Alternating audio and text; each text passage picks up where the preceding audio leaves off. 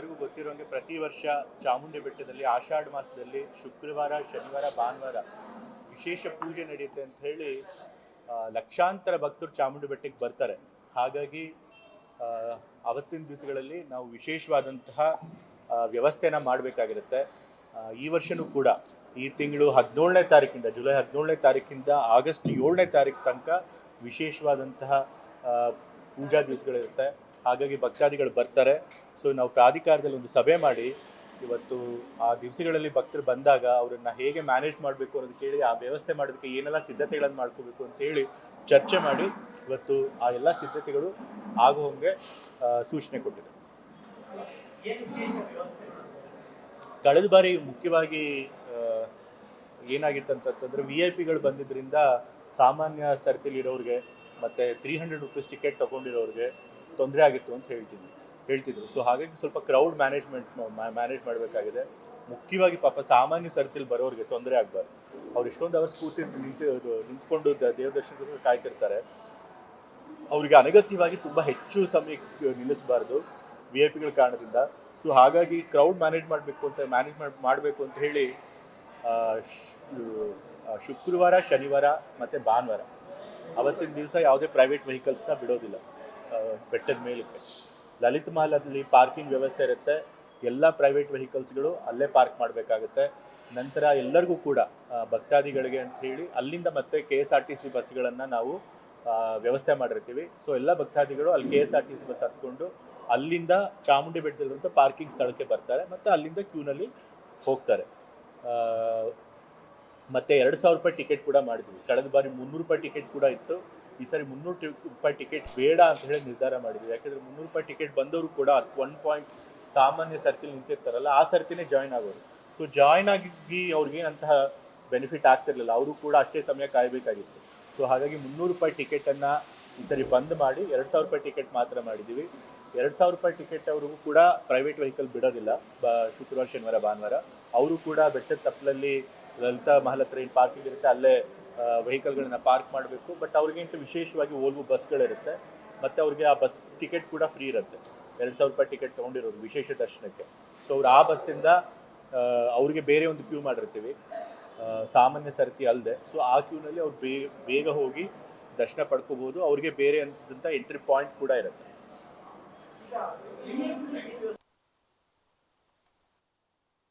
ಈಗ ಕಳೆದ ಬಾರಿ VIP-ಗಳು ಏನಾಗ್ತಿತ್ತು ಅಂತಂದರೆ ಬೆಳಗಿಂದ ಸಾಯಂಕಾಲ ತನಕ ಕಂಟಿನ್ಯೂಸ್ ಆಗಿ ಬರ್ತಾ ಇದ್ರು. ಸೊ ಹಾಗಾಗಿ ಸಾಮಾನ್ಯ ಜನರಿಗೆ ತೊಂದರೆ ಆಗ್ತಿತ್ತು. ಸೊ ಈ ಸರಿ ಅದನ್ನು ತಡಿಬೇಕು ಅಂತ ಹೇಳಿ, ತಪ್ಪಿಸ್ಬೇಕು ಅಂತ ಹೇಳಿ ನಾವು VIP-ಗಳಿಗೆ ಒಂದು ನಿಗದಿತವಾದ ಸಮಯ ಇಟ್ಟಿದ್ದೇವೆ. ಅವ್ರು ಆ ಸಮಯದಲ್ಲಿ ಮಾತ್ರ ಬರಬೇಕು.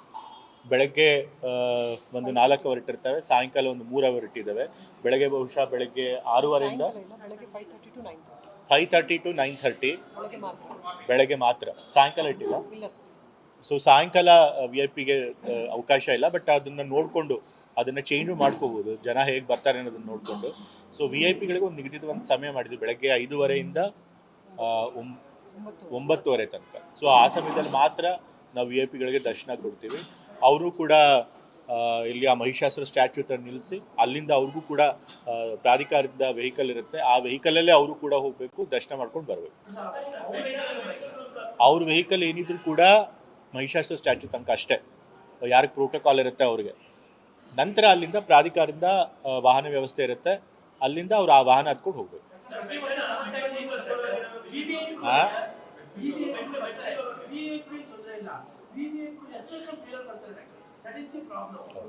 ಈಗ VIP-ಗಳಿಂದ ರೆಕಮೆಂಡೇಶನ್ ಲೆಟರ್ ತಗೊಂಡು ಬಂದು ಅವರು ಕೂಡ ನಮಗೆ VIP ದರ್ಶನದಲ್ಲೇ ಬಿಡಿ ಅಂತ ಕೇಳ್ತಾರೆ. ಅದು ನಮಗೆ ತೊಂದರೆ ಆಗ್ತಿದೆ. ಸೊ ಹಾಗಾಗಿ ರೆಕಮೆಂಡೇಶನ್ ಲೆಟರ್ ಇದ್ದರೆ ಅವ್ರಿಗೆ ನಾವು VIP ದರ್ಶನದಲ್ಲಿ ಕೊಡೋದಿಲ್ಲ. ಅವ್ರಿಗೆ ಸಪ್ರೇಟ್ ಏನಾದರೂ ಒಂದು ಬೇರೆ ಕ್ಯೂ ಇರುತ್ತೆ. ಅವರು ಮಹಾಬಲೇಶ್ವರ ದೇವಸ್ಥಾನದಿಂದ ಸುತ್ತಾಕೊಂಡು ಮತ್ತೆ ವಾಪಸ್ಸು ಸಾಮಾನ್ಯ ಸರ್ತಿಗೆ ಜಾಯಿನ್ ಆಗಿ ಮೇನ್ ಎಂಟ್ರೆನ್ಸಿಂದ ಹೋಗಿ ಅವ್ರು ದರ್ಶನ ಮಾಡ್ತಾರೆ. ಅವ್ರ ವೆಹಿಕಲ್ಲು ಕೂಡ ಮಹಿಷಾಸುರ ಸ್ಟ್ಯಾಚ್ಯೂ ತನಕ ಮಾತ್ರ.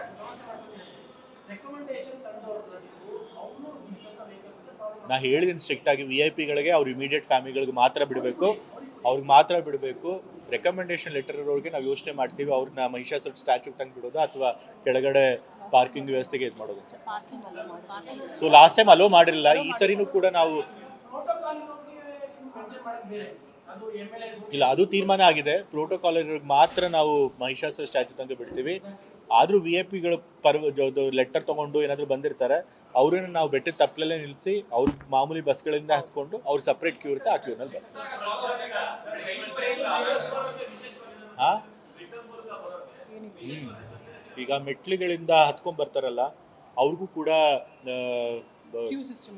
ಕ್ಯೂ ಸಿಸ್ಟಮ್ ಇರುತ್ತೆ. ಅವರು ಕೂಡ 2,000 ರೂಪಾಯಿ ಟಿಕೆಟ್ ತಗೊಂಡು ವಿಶೇಷ ದರ್ಶನ ತಗೊಳ್ಳೋಕೆ ಬೇಕಾದ್ರೆ ಅವಕಾಶ ಇರುತ್ತೆ. ಮತ್ತೆ ಅವ್ರು ಸಾಮಾನ್ಯ ಸರ್ತಿಲಿ ಕೂಡ ಅವ್ರು ಬರಬೇಕಾಗತ್ತೆ. ಮತ್ತೆ ಬೆಟ್ಟ ಹತ್ತಬೇಕಾದ್ರೆ ನಾವು ಅವ್ರಿಗೆ ಏನೇನು ವ್ಯವಸ್ಥೆಗಳನ್ನ ಮಾಡಬೇಕು ಎಲ್ಲ ಮಾಡಿದ್ದೀವಿ. ಮೆಟ್ಲುಗಳೆಲ್ಲ ಏನಾದರೂ ರಿಪೇರಿ ಇದು ಡ್ಯಾಮೇಜ್ ಆಗಿದೆ ಅದೆಲ್ಲ ರಿಪೇರಿ ಮಾಡಬೇಕು ಅಂತ ಹೇಳಿದ್ದೀವಿ. ಮತ್ತೆ ಅಲ್ಲೆಲ್ಲ ಬ್ಯಾರಿಕೇಡಿಂಗ್ ಹಾಕಿರಬೇಕು ಅಂತ ಹೇಳಿದ್ದೇವೆ. ಮತ್ತೆ ಅವರು ಬರಬೇಕಾದ್ರೆ ಏನಾದರೂ ಕುಡಿಯೋದಕ್ಕೆ ನೀರಿನ ವ್ಯವಸ್ಥೆ ಮತ್ತೆ ಹಾಲಿನ ವ್ಯವಸ್ಥೆ ಅಥವಾ ಬಿಸ್ಕೆಟ್ ವ್ಯವಸ್ಥೆ ಮಾಡ್ತೀವಿ ಅಂತ ಹೇಳಿದ್ದಾರೆ. ಯಾಕೆಂತಂದರೆ ನಡ್ಕೊಂಡು ಬರಬೇಕು ಮತ್ತೆ ಕ್ಯೂನಲ್ಲಿ ನಿಂತ್ಕೊಳ್ಬೇಕು. ಸೊ ಆ ಟೈಮಲ್ಲಿ ಅವ್ರಿಗೇನು ತೊಂದರೆ ಆಗಬಾರ್ದು ಅಂತ ಹೇಳಿ ಹಾಲು ಅಥವಾ ಏನಾದರೂ ಬಿಸ್ಕೆಟ್ ವ್ಯವಸ್ಥೆ ಕೂಡ ಎಲ್ಲ ಮಾಡಿರ್ತಾರೆ. ಮತ್ತು ರಕ್ಷಣಾ ಸಿಬ್ಬಂದಿಯವರು ಕೂಡ ಇದ್ದೇ ಇರ್ತಾರೆ. ಮತ್ತು ವೈದ್ಯಕೀಯ ಸಿಬ್ಬಂದಿಯವರು ಕೂಡ ಇರ್ತಾರೆ.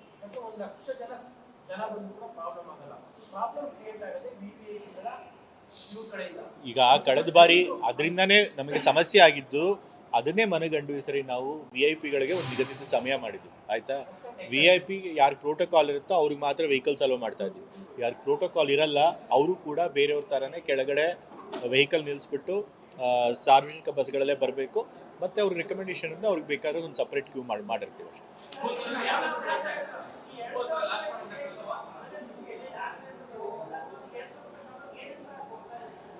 ಈಗ 2,000 ರೂಪಾಯಿ ಟಿಕೆಟ್ಗಳಿಗೆ ಕೌಂಟರ್ಗಳು ಪಾರ್ಕಿಂಗ್ ಹತ್ರನೂ ಇರುತ್ತೆ, ಬೆಟ್ಟದ ಮೇಲೂ ಇರುತ್ತೆ. ಆ್ಯಪ್ ಮಾಡಿದ್ದೀವಿ, ಆ್ಯಪ್ನಲ್ಲಿ ಕೂಡ 2,000 ರೂಪಾಯಿ ಟಿಕೆಟ್ನ ಅವ್ರಿಗೆ ತಗೋಬೋದು. ಮತ್ತು 2,000 ರೂಪಾಯಿಗೆ ವಿಶೇಷವಾಗಿ ಒಂದು ಕಿಟ್ ಬೇರೆ ಮಾಡಿದ್ದೀವಿ. ಶ್ರೀಚಕ್ರ ಸಿಂಬಲ್ ಇರುವಂಥ ಒಂದು ಕಿಟ್ಟು. ಓಕೆ, ಅದು ಲಾಸ್ಟ್ ಟೈಮ್ ಮಾಡಿದ್ದೆ. ಓಕೆ, ಈ ಬಾರಿ ಒಂದು ಕಿಟ್ ಮಾಡಿ ಅದರೊಳಗೆ ಒಂದು ವಾಟರ್ ಬಾಟಲ್ಲು, ಒಂದು ಚಾಮುಂಡೇಶ್ವರಿ ದೇವಿಯ ಒಂದು ಫೋಟೋ, ಪ್ರಸಾದ, ಲಡ್ಡು ಪ್ರಸಾದ.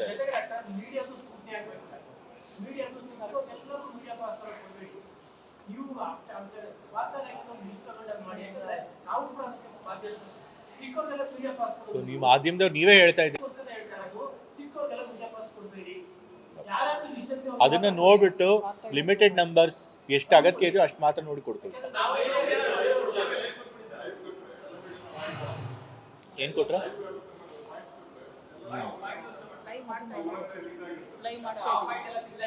ಲೈವ್ ಮಾಡ್ತಾ ಇದೀವಿ.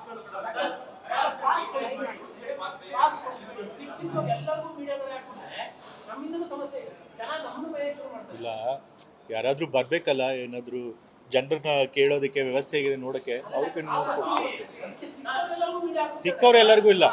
ಅದನ್ನ ಲಿಮಿಟೆಡ್ ಆಗಿ ಮೊದಲೇ ಪರ್ಮಿಷನ್ ತಗೊಂಡು ಯಾರು ತಗೊಂಡಿರ್ತಾರೆ ಅಂತವ್ರಿಗೆ ಪಾಸ್ ಕೊಟ್ಟು ಮಾಡಿಸ್ತೀವಿ.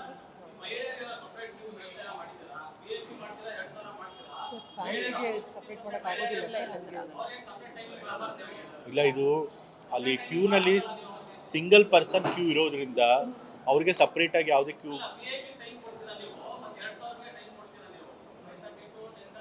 2,000ಕ್ಕೆ ಬೆಳಗಿನ ಸಾಯಂಕಾಲ ಇರುತ್ತೆ. VIP ಗಳು ಬಂದು ತೊಂದರೆ ಆಗುತ್ತೆ ಅಂತ ಹೇಳಿ ಎಲ್ಲ ಟೈಮಲ್ಲಿ ಅವ್ರು ಬರಬಾರ್ದು ಅಂತ ಹೇಳಿ ಅವ್ರಿಗೆ ಒಂದು ಸಪ್ರೇಟ್ ಸಮಯ ನಿಗದಿ ಮಾಡಿದ್ರು. ನೋಡೋಣ, ಅದ್ರ ಬಗ್ಗೆ ಯೋಚನೆ ಮಾಡಿ. ಆಮೇಲೆ ಏನಾಗುತ್ತೆ ಅಂದ್ರೆ, ಅವರು ಮಹಿಳೆಯರನ್ನ ಸಪ್ರೇಟ್ ಲೈನ್ ಮಾಡಿದ್ರೆ ಈ 1 ಲಕ್ಷದ ಮೇಲೆ ಜನ ಬರ್ತಾ ಇದ್ದಾರೆ. ಒಂದೊಂದ್ಸರಿ ಕ್ಯೂ 5ರಿಂದ 6 ಗಂಟೆ, ಕೆಲವು ಸಮಯ 8 ಗಂಟೆ ತನಕ ಹೋಗಿದೆ. ಸೊ ಅಷ್ಟೊಂದು ಸಮಯ ಮಹಿಳೆಯರು ಪ್ರತ್ಯೇಕವಾಗಿ ಫ್ಯಾಮಿಲಿಯಿಂದ ಇರಬೇಕಾಗತ್ತೆ. ಸೊ ಅದು ಕೂಡ ತೊಂದರೆ ಆಗುತ್ತೆ. ಸೊ ಅದನ್ನೆಲ್ಲ ಗಮನ ಇಟ್ಕೊಂಡು ಒಂದೇ ಕ್ಯೂ ಮಾಡಿದ್ದೀವಿ. ಬಟ್ ಹೋಗ್ತಾ ಹೋಗ್ತಾ ನೋಡೋಣ, ಹಿಂಗೆ ಸಿಚುವೇಶನ್ ಬರ್ತಾ ಅದ್ರ ಪ್ರಕಾರ ನಿರ್ಧಾರಗಳನ್ನು ಕೂಡ ತೆಗೆದುಕೊಳ್ಬೋದು.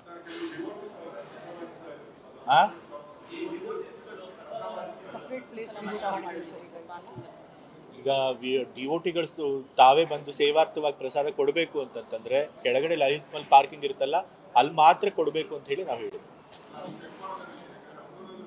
ಇಲ್ಲ, ಯಾರಿಗೂ ಕೂಡ ಬೆಟ್ಟದ ಮೇಲೆ ಅವಕಾಶ ಮಾಡಿಕೊಡ್ತಿಲ್ಲ. ಕೆಳಗಡೆ ಪಾರ್ಕಿಂಗ್ ಜಾಗದಲ್ಲಿ ಎಲ್ಲರೂ ಕೂಡ ಅಲ್ಲೇ ಪಾರ್ಕ್ ಮಾಡಿ ವೆಹಿಕಲ್ಸ್ ಮೇಲೆ ಹೋಗೋದ್ರಿಂದ ಎಲ್ಲ ಭಕ್ತಾದಿಗಳು ಅಲ್ಲಿ ಬಂದೇ ಬರ್ತಾರೆ. ಸೊ ಹಾಗಾಗಿ ಸೇವೆ ರೂಪದಲ್ಲಿ ಅವರಿಂದ ಪ್ರಸಾದ ಹಂಚಬೇಕು ಅಂದ್ರೆ ಅಲ್ಲೇ ಮಾಡಬೇಕು ಅಂತ ಕೂಡ ಹೇಳಿದ್ರು.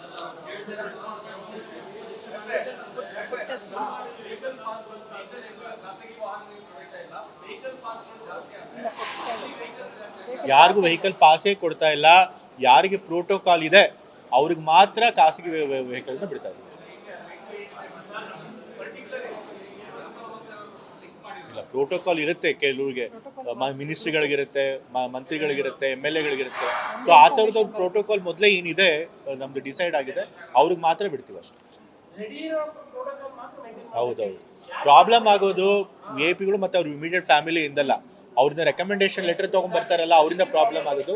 ಸೊ ಅದನ್ನ ತಡೆಯೋದಕ್ಕೆ ಎಲ್ಲ ವ್ಯವಸ್ಥೆ ಮಾಡಿದ್ವಿ.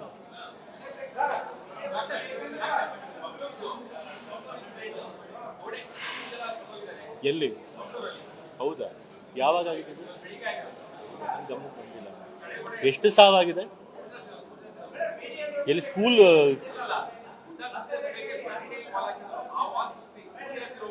ಹೌದಾ? ಗೊತ್ತಿಲ್ಲ. ಆ ತಡೆಗೋಡೆ ಯಾವಾಗ ಕಟ್ಟಿರೋದು, ಎಷ್ಟು ವರ್ಷಗಳಾಗಿದೆ, ಶಿಥಿಲ ಆಗಿತ್ತಾ ಅಥವಾ ಹೊಸದಾಗಿ ಕಟ್ಟಿ ಏನಾದರೂ ಕ್ವಾಲಿಟಿ ಸರಿ ಇಲ್ವಾ, ಅದೆಲ್ಲ ನನಗೇನು ಗೊತ್ತಿಲ್ಲ, ಮಾಹಿತಿ ಇಲ್ಲ. ಬಟ್ ಅಫ್ಕೋರ್ಸ್ ಇದು ದುರದೃಷ್ಟಕರ, ಈ ಥರ ಎಲ್ಲ ಆಗಬಾರ್ದಾಗಿತ್ತು. ಅಧಿಕಾರಿಗಳಲ್ಲಿ ಯಾರು ಸಂಬಂಧಪಟ್ಟಿರ್ತಾರೆ ಮತ್ತು ಅಲ್ಲಿ ಸಚಿವರು ಯಾರು ಸಂಬಂಧಪಟ್ಟಿರ್ತಾರೆ, ಖಂಡಿತ ಇದನ್ನು ಗಮನಕ್ಕೆ ತೆಗೆದುಕೊಂಡು ಅದ್ರ ಬಗ್ಗೆ ಮಾಹಿತಿ ಪಡ್ಕೊಳ್ತಾರೆ. ಸರಿಯಾಗಿ ಮಾಹಿತಿ ಇಲ್ಲ ಅಂದರೆ ತನಿಖೆ ಮಾಡಿ ಅದಕ್ಕೆ ಏನು ಕ್ರಮ ತೆಗೆದುಕೊಂಡು ತೆಗೆದುಕೊಳ್ತಾರೆ.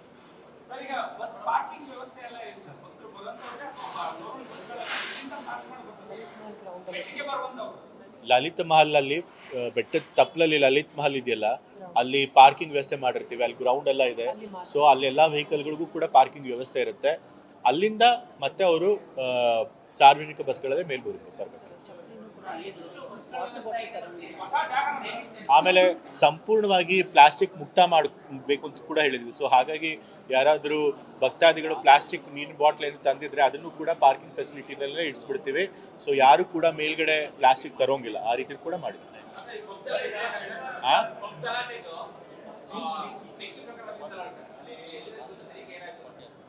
ಈಗಾಗಲೇ ಯಾರ್ಯಾರು ಅದಕ್ಕೆ ಜವಾಬ್ದಾರಿ ಇರ್ತಾರೆ ಅಧಿಕಾರಿಗಳು, ಎಕ್ಸೈಸ್ ಡಿಪಾರ್ಟ್ಮೆಂಟ್ನಲ್ಲಿ ಸೂಪರಿಂಟೆಂಡೆಂಟ್ ಹಿಡಿದು ಎಕ್ಸೈಸ್ ಇನ್ಸ್ಪೆಕ್ಟರಿಂದ ಹಿಡಿದು DC ತನಕನೂ ಕೂಡ ನಾವು ಸಸ್ಪೆಂಡ್ ಮಾಡಿದ್ದೀವಿ. ಮತ್ತು ಪೊಲೀಸವ್ರಿಗೂ ಹೇಳಿದ್ದೀವಿ, ಯಾರು ಅದಕ್ಕೆ ಆ ಜ್ಯೂರಿಸ್ಡಿಕ್ಷನ್ ಇರುತ್ತೆ ಅವ್ರ ಮೇಲೆ ಕ್ರಮ ತೆಗೆದುಕೊಳ್ಬೇಕು ಅಂತ ಹೇಳಿ. ಅದಾದಮೇಲೆ ಕೂಡ ಎಲ್ಲ ಕಡೆ ಹೋಗಿ ನೀವು ಎಕ್ಸಾಮಿನ್ ಮಾಡಿ, ಇಡೀ ಮೈಸೂರು ಸಿಟಿನಲ್ಲಿ ಯಾರೇ ರೀತಿ ಅಕ್ರಮವಾಗಿ ಪರವಾನಗಿ ಇಲ್ಲದೆ ಮಾಡ್ತಿರ್ತಾರೆ ಅಂಥವ್ರ ಮೇಲೆ ಕೂಡ ಕ್ರಮ ತೆಗೆದುಕೋಬೇಕು ಅಂತ ಹೇಳಿದ್ವಿ. ಅದಾದಮೇಲೆ DC ಅವರು ಕೂಡ ಮೀಟಿಂಗ್ ಮಾಡಿದರು. ಅದಾದಮೇಲೆ ಎಕ್ಸೈಸ್ ಡಿಪಾರ್ಟ್ಮೆಂಟ್ ಅವರು, ಪೊಲೀಸ್ ಡಿಪಾರ್ಟ್ಮೆಂಟ್ ಅವರು ಎಲ್ಲ ಕಡೆ ಹೋಗಿ ಎಕ್ಸಾಮಿನ್ ಮಾಡಿದ್ದಾರೆ, ಚೆಕ್ ಮಾಡಿದ್ದಾರೆ. ಆದರೆ ಯಾರಾದರೂ ಪರವಾಗಿ ಇಲ್ಲದೆ ಇದ್ದವ್ರನ್ನೆಲ್ಲ ಮುಚ್ಚಿಸಿದ್ದಾರೆ. ಸೊ ಹಾಗಾಗಿ ಇದು ಮಾಡ್ತಿದ್ದಾರೆ. ಮತ್ತು ಎಲ್ಲ ಕಡೆ ಸುರಕ್ಷತಾ ಕ್ರಮಗಳು, ಫೈರ್ ಸೇಫ್ಟಿ ತೊಗೊಂಡಿದ್ದಾರಾ ಇಲ್ವಾ ಅದನ್ನು ನೋಡಬೇಕು ಅಂತ ಹೇಳಿದ್ದೀನಿ. ಅದನ್ನು ಕೂಡ ಎಕ್ಸಾಮಿನ್ ಮಾಡ್ತಾ ಇದ್ದಾರೆ. ಯಾರು? A1 ಆರೋಪಿ ಏನೋ ಬೆಂಗಳೂರಿಗೆ ಹೋಗಿದೆ ಅಂತ ಪೇಪರ್ ಕೇಳ್ಪಟ್ಟೆ. ಬಟ್ ಅವ್ರ ಮೇಲೆ ಕೇಸ್ ಆಗಿರುತ್ತೆ. ಕಾನೂನು ಪ್ರಕಾರವಾಗಿ ಏನು ಕ್ರಮ ತಗೊಳ್ಬೇಕು ಅದ್ರ ಪ್ರಕಾರ ಆಗುತ್ತೆ.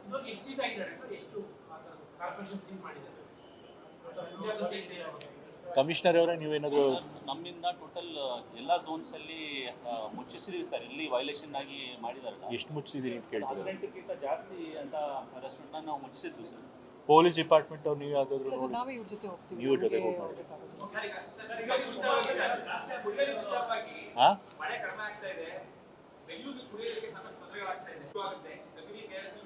ಈ ಬಾರಿ ಎಲ್ಲಿನೋ ಪ್ರಭಾವದಿಂದಾಗಿ ಮಳೆ ಕೊರತೆ ಆಗುತ್ತೆ ಅಂತ ಹೇಳಿ ಮೆಟೀರಿಯಾಲಜಿಕಲ್ ಡಿಪಾರ್ಟ್ಮೆಂಟ್ ಅವ್ರು ಹೇಳಿದ್ದಾರೆ, ಹವಾಮಾನ ಇಲಾಖೆಯವರು ಹೇಳಿದ್ದಾರೆ. ನಮಗೂ ಕೂಡ ಈ ಸರಿ 40%ಗಿಂತ ಹೆಚ್ಚು ಮಳೆ ಕೊರತೆ ಆಗೋಗ್ಬಿಟ್ಟಿದೆ.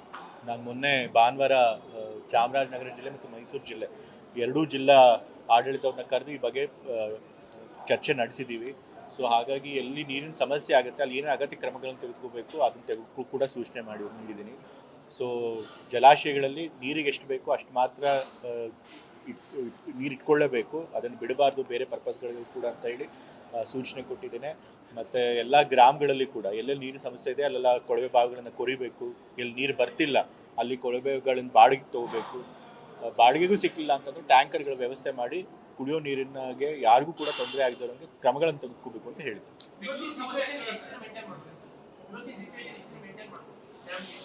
ಈಗ ಗೊತ್ತಿಲ್ಲ, ಕೊಳವೆ ಬಾವಿಗಳು ಬಂದರೆ ನಮಗೆ ಗೊತ್ತಿರೋ ಪ್ರಕಾರ ನಮ್ಮ ಇಡೀ ಡಿಸ್ಟ್ರಿಕ್ಟ್ ಚಾಮರಾಜನಗರ ಮೈಸೂರು ಗ್ರೀನ್ ಝೋನಲ್ಲಿದೆ. ಸೊ ಸಫಿಷಿಯೆಂಟ್ ಅಂಡರ್ಗ್ರೌಂಡ್ ವಾಟರ್ ಇದೆ. ಸೊ ಅಕಸ್ಮಾತ್ ಜಲಾಶಯಗಳು ತುಂಬಲಿಲ್ಲ ಅಂತಂತಂದರೆ ನದಿ ಮೂಲದಿಂದ ಕೊಡೋಕ್ಕಾಗಲ್ಲ ಅಂದರೂ ಕೂಡ ಅಂಡರ್ಗ್ರೌಂಡ್ ವಾಟರ್ನ ನಾವು ಕೊಡ್ತಿದ್ದೀವಿ. ಸೊ ಅಧಿಕಾರಿಗಳ ಪ್ರಕಾರ ಈಗ ಸದ್ಯಕ್ಕೆ ಏನೂ ತೊಂದರೆ ಇಲ್ಲ. ಈ ಮಾನ್ಸೂನ್ ಸೀಸನ್ನ ನಾವು ಎದುರಿಸ್ಬೋದು ಕುಡಿಯೋ ನೀರಿಗೋಸ್ಕರ.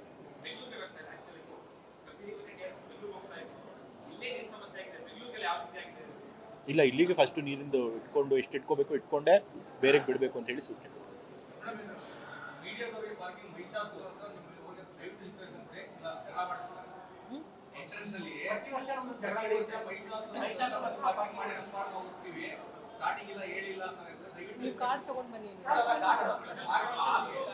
ಯಾರಿಗೂ ಕೂಡ ಮಹಿಷಾಸುರ ಸ್ಟ್ಯಾಚ್ಯೂ ಇಂದ ಎಂಟ್ರೆನ್ಸ್ ಇಲ್ಲ. ಈವನ್ VIP ಗಳಿಗೂ ಕೂಡ ಇಲ್ಲ.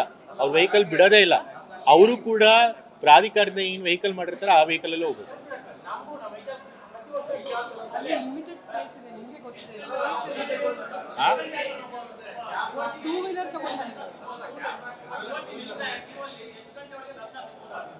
ಈಗ ಹೇಳಕ್ ಬರಲ್ಲ ಎಷ್ಟು ಜನ ಭಕ್ತಾದಿಗಳು ಬರ್ತಾರೆ ಅದ್ರ ಮೇಲೆ ಡಿಪೆಂಡ್ ಆಗುತ್ತೆ. ಭಕ್ತಾದಿಗಳು ಕಮ್ಮಿ ಇದ್ದಾಗ ಪ್ರತಿಯೊಬ್ಬರಿಗೂ ಹೆಚ್ಚು ಸಮಯ ಸಿಗುತ್ತೆ. ತುಂಬಾ ಜನ ಬಂದಾಗ ಅದನ್ನ ಮ್ಯಾನೇಜ್ ಮಾಡಕ್ಕೆ ಎಲ್ಲರಿಗೂ ಕೂಡ ದರ್ಶನ ಸಮಯ ಕಮ್ಮಿ ಮಾಡ್ಲೇಬೇಕು.